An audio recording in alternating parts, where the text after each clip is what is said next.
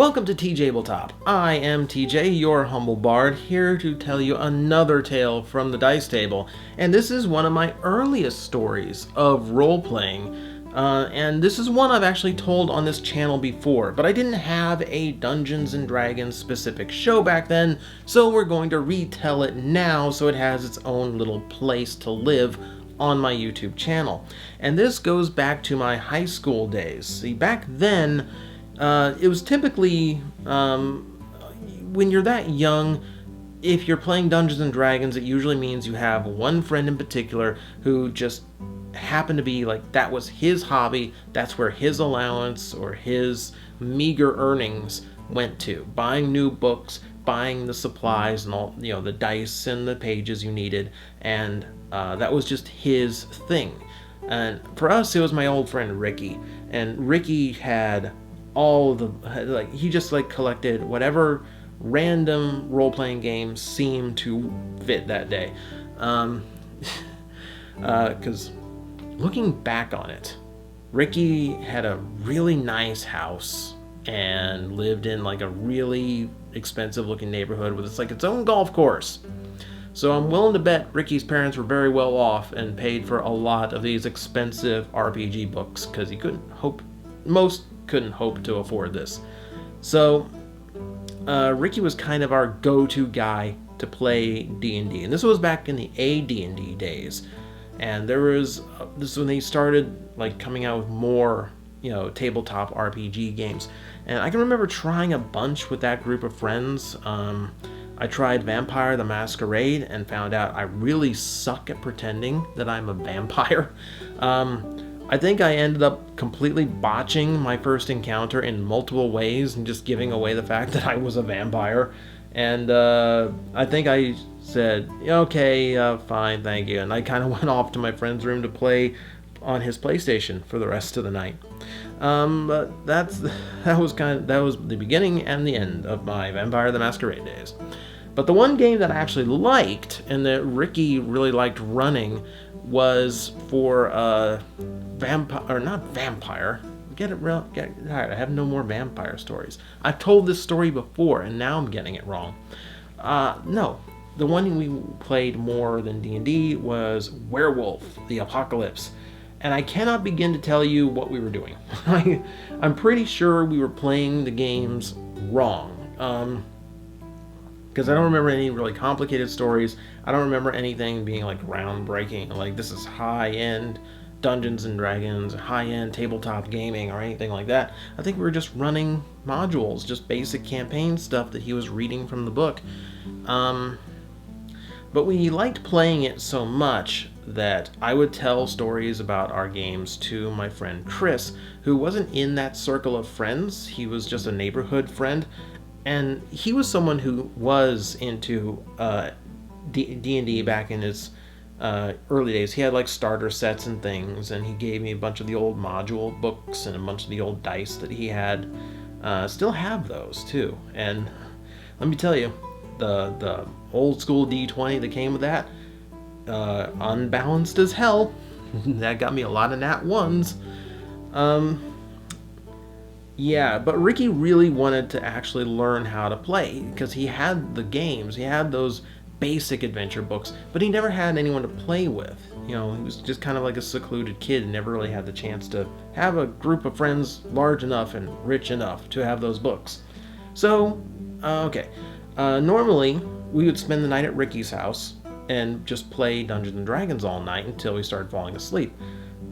This time I said, hey, I've got my friend Chris who really wants to play, so how about just bring over the werewolf, bring him a character sheet, and we'll just do a quick little game of werewolf, just me and him, and just run us through a simple campaign just so he gets to play. Ricky's down for that. Ricky was all about getting people playing if they had never played before. So we got together at my house one night. Chris came over, and we spend the afternoon just kind of figuring out what we're going to play. And no matter what it was, no matter what we were doing with Werewolf, I wanted to play a Weregator, because a Weregator could basically turn into a raptor, or this like Killer Croc from Batman. That like he just turned into those things as some of his forms. It's like I just want to rip through as this just like humanoid T-Rex just beating and eating everything. So that was how I loved roleplay. That's why I loved playing Werewolf. It wasn't because like I thought the story was really interesting or that the gameplay was really cool. I just wanted to be a weregator. That's all I wanted to be. So we get Chris together. I can't even remember what he played. I can't remember what the story was. I have no idea what we were playing.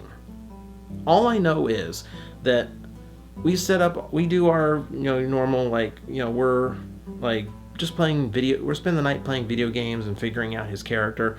And then come the morning, we decide that's when we're going to play because my parents are both going to be at work and my grandma is going to be out drinking because that's my grandma. Go off to her local watering hole for the entire day. So, house to ourselves, it's summer break, I assume. So, we start playing first thing in the morning. And one thing I found out is that playing at the table in my house, because I'm so used to my house, I just kind of get bored. Like, I have to get up, I have to walk around, I have to stretch my legs out. So as we're doing this, I start to just kind of, like, as my character, I'm going to walk over here because this is where, like, the shop is. Or I'm going to walk over here because I'm pretending like this is where the NPC that I need to talk to is. And they just start following me around. We just start, like, if our characters move, we move to a different part of the house. We move to a different table, or we move anywhere there was a horizontal surface where we could roll dice. That's where we move to. Basically, as young, impressionable teenagers who knew no better at the time, we invented LARPing in my house. Of course, not where LARPing was not invented in the TJOmega house. Of course, that they were doing that a long, long time before me. But we had no idea what that was. We didn't know about it at the time. We just decided to start, acting out as we were role-playing. It was more fun. And the most fun of it was getting into fights because that meant head to the bedroom, and when our characters take hits, we're going to take tumbles on the bed. We're going to be stunt actors today. And we're just going to flop over the bed. We're just going to crash back onto the bed. I'm pretty sure if we were playing by real rules, all of our characters would have had 0 hit points in the first fight because we were just having too much fun, just taking hits and throwing ourselves around the room. But this travel around the house in order to keep things moving end us up in my grandmother's room. And my grandmother's room was where we ended up more often than not because her bed was located in the middle of the room. Like, it was against the wall, but side over here, space over here, space over here, space over here. Plenty of room to go all over the place. Awesome. So, we end up in there more often than not. And when we get into there one occasion, I take a really big hit. Like, I think a crit got hit on me. Or whatever werewolf's equivalent is. It's been so long, I can't even remember if they have critical hits in that game. All I know is, I wanted to make this one look really good. So, okay, I take the hit. I'm on the right side of the bed, and I throw myself into it, and I can feel myself hit the bed, but then I find myself on the floor much faster than I thought I would. And for a second I think, oh God, I overshot the bed.